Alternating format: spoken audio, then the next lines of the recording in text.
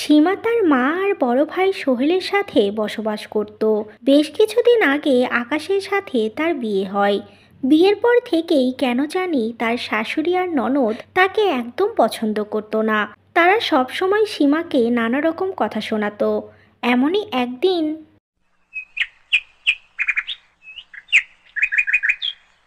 ভাবি, তোমাকে না বলেছিলাম আমার ঘরটা গুছিয়ে রাখতে? কেন গুছিয়ে রাখোনি? তোমার কানে কি কোনো কথা যায় না? আখি, তুমি এমন করছো কেন? আগে আমার কথাটা তো শোনো। তোমার কথা আর কি শুনবো?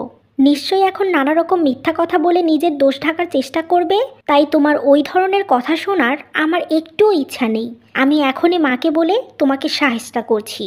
না না আখি, দয়া করে তুমি এমন করো না। প্রতিদিন বাড়িতে এত অশান্তি যে আমার আর ভালো লাগে না।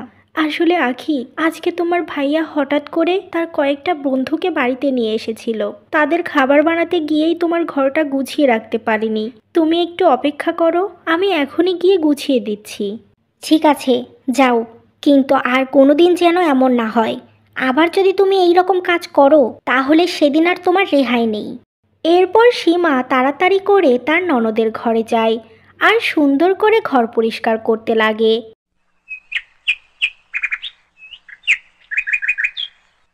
কেউ আছো?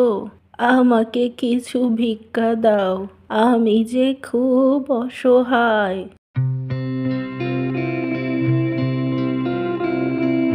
কি হয়েছে বুড়িমা? কি চাও?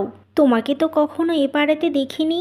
আমি এখানে নতুন এসেছি মা, আমাকে কিছু ভিক্ষা দাও।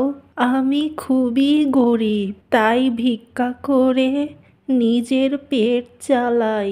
আহারে, তোমার কতই না কষ্ট। তুমি ভেতরে এসো বুড়িমা, আমি তোমাকে কিছু চাল ডাল দিচ্ছি। এরপর সীমা তাকে নিয়ে ভেতরে যায়। এই নাও বুড়িমা, এইটুকু নিয়েই চলে যাও। আমি তোমাকে বেশি করে কিছু দিতে পারবো না। এরপর যেই না চাল ডাল দিতে যাবে এমন সময় সেখানে মোহিনী বেগম আসে। কি ব্যাপার সুমি, এখানে কি হচ্ছে? মা, এই বুড়িমা খুব অসহায়, তাই আমি ওনাকে অল্প কিছু চাল ডাল দিয়ে সাহায্য করেছি। কি বললে তুমি? তোমার এত বড় সাহস! তুমি আমার হুকুম ছাড়া এই ফকিন্নি মহিলাকে বাড়িতে এনেছো, আবার আমাকে না বলে চাল ডাল দিচ্ছ?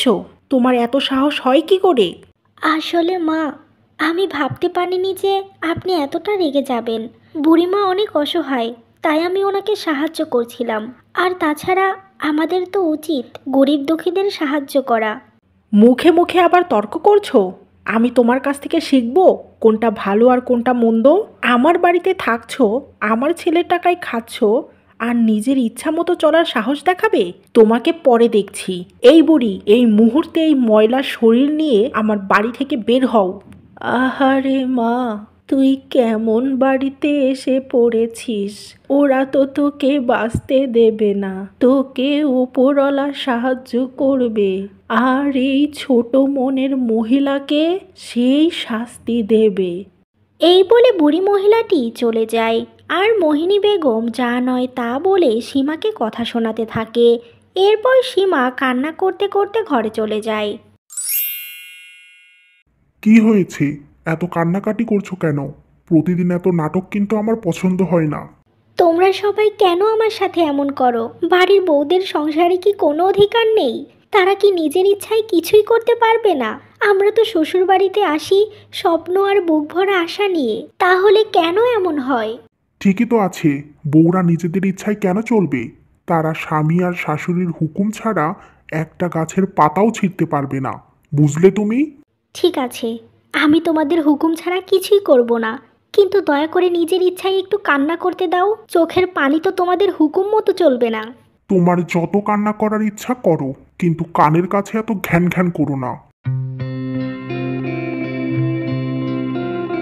হে ওপরওয়ালা, তুমি আমার কপালে কেন এমন শ্বশুর বাড়ি লিখে রেখেছ?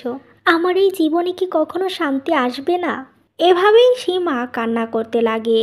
এরপর কেটে যায় বেশ কয়েক মাস আর সীমা গর্ভবতী হয়। বেশ কিছুদিনের মধ্যেই সীমা একটা ছেলে সন্তানের জন্ম দেয়।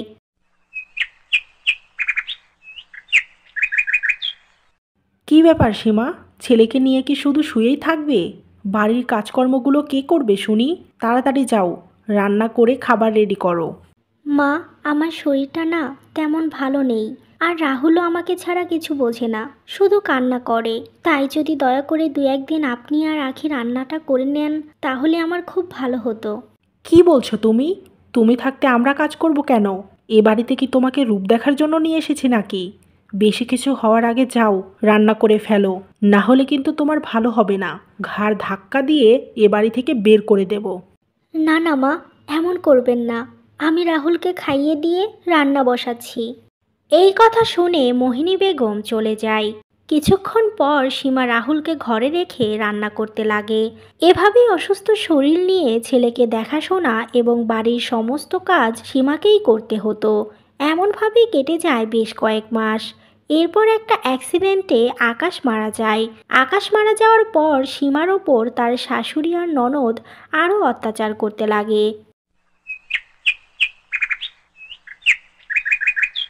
মা, তোমার সাথে আমার কিছু জরুরি কথা ছিল। ভাবি কোথায় জানো? ও ঘরে আছে, রাহুলকে খাওয়াচ্ছে। তুই কি বলবি বল। মা, তুমি কি চাও তোমার বৌমার চাকরানি হয়ে এ বাড়িতে থাকতে? এখন তুমি যেমন করো ওর সাথে, ঠিক তেমন কিছুই ও তোমার সাথে করুক। কি বলছিস এসব? আমি ওর চাকরানি হতে যাব কেন? তোর মাথা ঠিক আছে তো? আমার মাথা একদম ঠিক আছে। এই জন্য তো তোমাকে আগে থেকেই সতর্ক করতে এসেছি। শোনো মা, তোমার খুব তাড়াতাড়ি ওই মহিলা আর তার ছেলেকে বাড়ি থেকে বের করে দিতে হবে। না হলে রাহুল বড় হয়ে সব সম্পত্তির মালিক হয়ে যাবে, আর তোমাকে ওর মা এ বাড়ির চাকরানি বানিয়ে ছাড়বে। হ্যাঁ, তুই ঠিক বলেছিস। রাহুল তো আকাশেরই ছেলে, এটা তো মিথ্যে নয়। আর আকাশের সম্পত্তি তো তার ছেলেই পাবে। না না, আমি কখনোই কার কথা শুনে চলতে পারবো না। কিন্তু কিভাবে তাদের এ বাড়ি থেকে বের করব? আমি তোমাকে বলছি মা, তুমি একদম চিন্তা করো না। ঠিক যেমন যেমন বলবো তেমন তেমন তুমি করবে, তাহলেই কাজ হবে। এভাবেই তারা মা মেয়ে কথা বলতে থাকে। বেশ কিছুক্ষণ পর, কোথায় যাচ্ছ তুমি? কোথায় আর যাব মা, রাহুল কাঁদছিল, তাই ওকে হেঁটে হেঁটে ঘুম পাড়াচ্ছি। কেন, কি হয়েছে? তুমি বোঝো না কি হয়েছে? শোনো সীমা, আজ থেকে এ বাড়িতে তুমি আর তোমার ছেলে থাকবে না। এখনই তুমি ওকে নিয়ে এ বাড়ি থেকে বের হয়ে যাও। কি বলছেন মা এসব? আমি রাহুলকে নিয়ে কেন চলে যাব? রাহুল তো এবারই ছেলে, ও কোথাও যাবে না এখান থেকে। আর আমারই বা কী অপরাধ? আমি আমার ছেলের হত্যাকারীদের এ বাড়িতে রাখবো না। তুমি আর রাহুলই আকাশের মৃত্যুর জন্য দায়ী। রাহুল যদি পৃথিবীতে না আসতো তাহলে হয়তো এমন কিছুই হতো না। আমার নিষ্পাপ ছেলেটাকে এসব কথা কিভাবে বলতে পারেন? আপনার মুখে একবারও বাঁধলো না?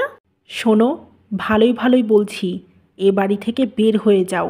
না হলে কিন্তু রাহুল আর এই দুনিয়াতেই থাকবে না। আর সেই খুনের দায়ে সারা জীবন তোমাকে জেলে বসতে হবে। ছি মা, ছি। আপনাকে মা বলতেও আমার ঘেন্না লাগছে। আমি আমার ছেলেকে নিয়ে এ বাড়ি থেকে ঠিক চলে যাব। তবে অভিশাপ দিলাম আপনাদের, কখনোই আপনি ভালো থাকবেন না। এই পাপের ফল আপনাকে পেতেই হবে। এসব কথা বলে সীমা তার ছেলেকে নিয়ে তার বাবার বাড়ি চলে যায়। কিছুক্ষণের মধ্যেই সীমা তার বাবার বাড়ি উপস্থিত হয়, আর তাকে দেখে তার মা এবং ভাই ভাবি খুবই অবাক হয়ে যায়। কি রে, তুই কোনো খবর না দিয়ে চলে এলি যে? সবে কিছুদিন হলো আকাশ মারা গেছে, এখনই এ বাড়িতে বেড়াতে না আসলেও তো পারতি। আমি এখানে বেড়াতে আসিনি ভাইয়া, আমি এখানে থাকতে এসেছি। কি বলছো তুমি সীমা? অত বড় একটা বাড়ি থাকতে এ বাড়িতে কেন থাকবে? আর তাছাড়া বিয়ের পর শ্বশুরবাড়ি মেয়েদের বাড়ি হয়। আমার কোনো বাড়ি নেই, তোমরা যদি এখানে থাকতে দাও তো থাকবো, না হলে পথে পথে ঘোরা ছাড়া আমার আর কোনো উপায় নেই। আচ্ছা ঠিক আছে, তুই এখানেই থাকবি। কিন্তু কি হয়েছে সেটা আমাকে বল। মা, এখন আমার ভালো লাগছে না, পরে আমি সবাইকে সব কিছু বলবো। দয়া করে এখন আমাকে একটু বিশ্রাম নিতে দাও। এরপর সীমা রাহুলকে নিয়ে ঘরে যায়। সীমা এ বাড়িতে থাকবে জেনে তার ভাই আর ভাবি একদম খুশি ছিল না। এমনভাবে বেশ কিছুদিন সীমা তার বাবার বাড়িতেই থাকে।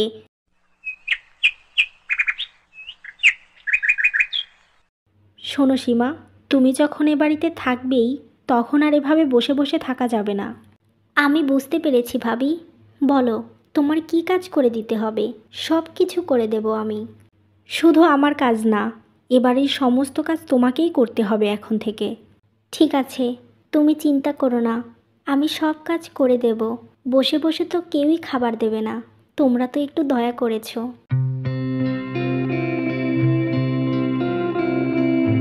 এরপর থেকে সীমা তার মায়ের বাড়ির সমস্ত কাজ করতে লাগে, ঠিক যেমনভাবে তার শ্বশুর বাড়িতে কাজ করত। এমনভাবেই কেটে যায় বেশ কয়েক বছর। এরপর সীমা, বেশ কয়েক বছরই তো কেটে গেল। তুই আর কতদিন এভাবে একা একা থাকবি? তোর তো বেশি বয়সও না। এভাবে নিজের জীবনটা নষ্ট করিস না বোন। তুমি কি বলতে চাইছো ভাইয়া? আমি তো কিছুই বুঝতে পারছি না, কথাগুলো বুঝিয়ে বলো। আসলে আমি তোকে বিয়ে দিতে চাইছি। ওই পাশের গ্রামের হাসান মিয়া আছে না, অনেক বড় ব্যবসায়ী। সে তোকে বিয়ে করতে চায়, আর তোর সাথে সাথে তোর ছেলেরও দায়িত্ব নেবে। তুই অনেক সুখী হবি বোন। এসব তুমি কি বলছো ভাইয়া? আমি বিয়ে করতে চাই না। আর তাছাড়া ওই হাসান মিয়া তো বিবাহিত, আর তার 3টা ছেলে মেয়ে আছে। তার সাথে বিয়ের কথা তুমি কিভাবে বলছো? তোর জন্য হাসান মিয়াই ঠিক আছে। তুই কি ভুলে গেছিস যে তুইও বিবাহিত? তোর মতো মেয়েদের তো কেউ দামই দেয় না। আর হাসান মিয়া তার ঘরের রাজরানী করতে চাইছে তোকে। আমার রাজরানী হওয়ার ইচ্ছা নেই ভাইয়া। আমি বুঝতে পেরেছি আমার ছেলে আর আমাকে খাওয়াতে তোমার অনেক কষ্ট হয়ে যাচ্ছে, কিন্তু তুমি চিন্তা করো না, তোমাকে আর বেশি দিন কষ্ট দেব না আমরা। এই বলে কাঁদতে কাঁদতে সীমা ঘরে চলে যায়। মা, তুমি কান্না করছো কেন? কি হয়েছে তোমার? কিছু হয়নি বাবা, হঠাৎ করে তোমার বাবার কথা মনে পড়েছিল তো, তাই কান্না চলে এসেছিল। এই জন্য তোমার কান্না পাইনি মা, আমি জানি। মা, তুমি আমাকে নিয়ে অন্য কোথাও চলে যাও। আমি কাজ করে তোমার সব কষ্ট দূর করে দেব। এখানে থাকলে যে সারা জীবন তোমাকে কষ্ট পেতে হবে মা। আমার শোনা বাবা, তুই এতটুকু বয়সে মায়ের কষ্ট বুঝলি? তুই ঠিক বলেছিস বাবা, তোকে নিয়ে আমি দূরে কোথাও চলে যাব, কারো বোঝা হয়ে আমরা থাকবো না। এভাবেই তারা কথা বলতে থাকে। 2-1 দিনের মধ্যেই সীমা তার ছেলেকে নিয়ে তার মায়ের বাড়ি থেকে চলে যায়। এরপর সে একটা ছোট ঘর ভাড়া নিয়ে সেখানে থাকতে শুরু করে। বেশ কিছুদিনের মধ্যেই সীমা অন্যের বাড়িতে কাজে লেগে পড়ে, আর সেখান থেকে যা টাকা পায় তা দিয়ে খেয়ে না খেয়ে রাহুলকে পড়াশোনা করাতে থাকে। এভাবেই কেটে যায় বেশ কয়েক বছর। এখন রাহুল একটা ছোটোখাটো কোম্পানিতে চাকরি করে। সে তার মাকে আর কোনো কিছুরই কষ্ট দেয় না।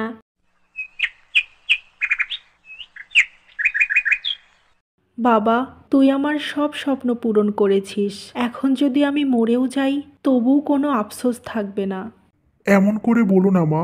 আমার জীবনে তুমিই একমাত্র ব্যক্তি যে কিনা আমার বেঁচে থাকার কারণ। এই জন্যই আমি একটা সিদ্ধান্ত নিয়েছি বাবা, যেন আমি মরে গেলেও তুই একা না হয়ে যাস। একটা সুন্দরী মেয়ে দেখে তোর বিয়ে দেব আমি। তুই রাজি তো? কিন্তু মা, আমি তো তোমাকে আরও কিছুদিন সময় দিতে চাই। আমার সমস্ত ভালোবাসা তোমাকেই দিতে চাই। এত তাড়াতাড়ি ভালোবাসার ভাগ আমি কাউকে দিতে চাই না মা। তুই চিন্তা করিস না বাবা, তোর মায়ের প্রতি ভালোবাসা কখনোই কমবে না, আর ভাগও হবে না। দুজনের ভালোবাসা দুরকমভাবেই প্রকাশ পাবে। ঠিক আছে মা, তোমার যেটা ভালো মনে হয় তুমি সেটাই করো। এই কথা শুনে সীমা বেগম খুবই খুশি হয়। বেশ কিছুদিনের মধ্যেই একটা সুন্দরী মেয়ে দেখে রাহুলের সঙ্গে বিয়ে দিয়ে দেয়। এরপর তারা 3জন মিলে অনেক সুখে শান্তিতে বসবাস করতে লাগে। সীমা বেগমের জীবনে আর কোনো কষ্ট থাকে না।